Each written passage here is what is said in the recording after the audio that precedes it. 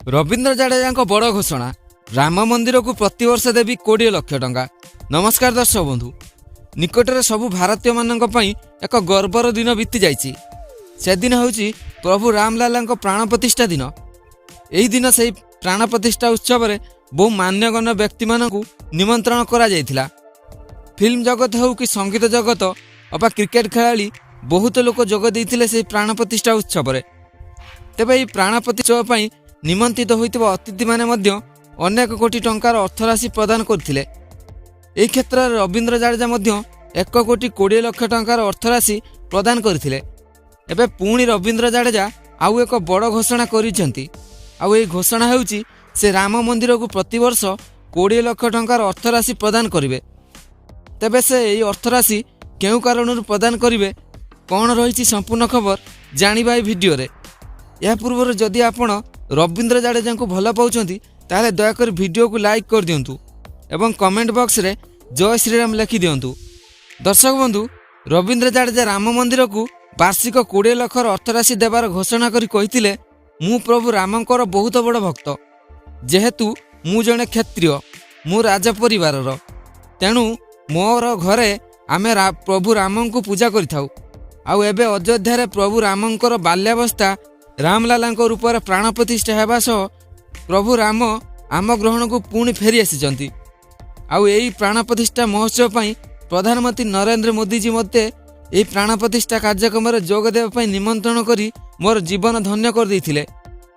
काहेकि ना मोर प्रभु रामलाला प्राण प्रतिष्ठा रे मु योगदान करि परिली। एही प्राण प्रतिष्ठा पई मु मो तरफ एक छोटिया अर्थराशि प्रदान करथिली कि प्राण प्रतिष्ठा उत्सव पई मु जेमिति किछि अवदान देई परिबी। आउ एही प्राण प्रतिष्ठा को आसीथिबा प्रभु रामलाला भक्तंकर कोनोसी असुविधा न हुए।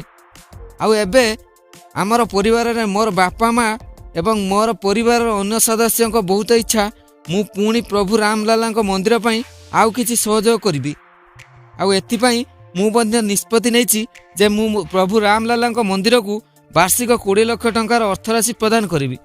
तेबे मोर वार्षिक 20 लाख टंकार अर्थराशि प्रदान करिवार कारण हेउची एबे अयोध्या रे प्रभु रामलाला मंदिर प्रतिष्ठा हेबा परे अयोध्या को बहुत भक्त प्रभु रामलाला दर्शन करिया पई भारत एवं भारत बाहर आसिबे। आउ सेमानक पई मंदिर तरफरु प्रसाद बांटिबा पई मोर 20 लाख टंका खर्च हेबो। प्रत्येक दिन मंदिर रे लक्ष लक्ष भक्तों समागम प्रभु रामलाला मंदिर को आसिबे। आ मु देइथिबा ए अर्थराशि जदि सेमानकर क्षुधा मेंटाई परिबो ताहले मु आउ मो परिवार सबु सदस्य बहुत खुशी हेबे। आ मोर आशा मध्य पूर्ण होई परिबो। एबे आम दल इंग्लैंड विरुद्ध टेस्ट श्रृंखला खेलुची।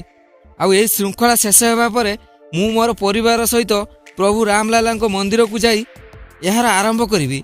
आउ प्रभु रामलाला पाखरे प्रार्थना करिबी कि आम दल इंग्लैंड विरुद्ध टेस्ट श्रृंखला जितिबा सह आगामी T20 विश्वकप रे भारत जेमिति विश्वकप जितिबो एवं एक दिवसीय विश्वकप फाइनाल में मिलिथिबा पराजयर दुख को आमे आमर प्रिय दर्शक मानक मनरू किछि अंश रे लिभाई परिबु एवं आम प्रिय दर्शक मानक मन को पुणी जीति परिबु। मु आशा करिबी आमर प्रिय दर्शक माने आम दल उपरे सेही विश्वास रखि थांतु।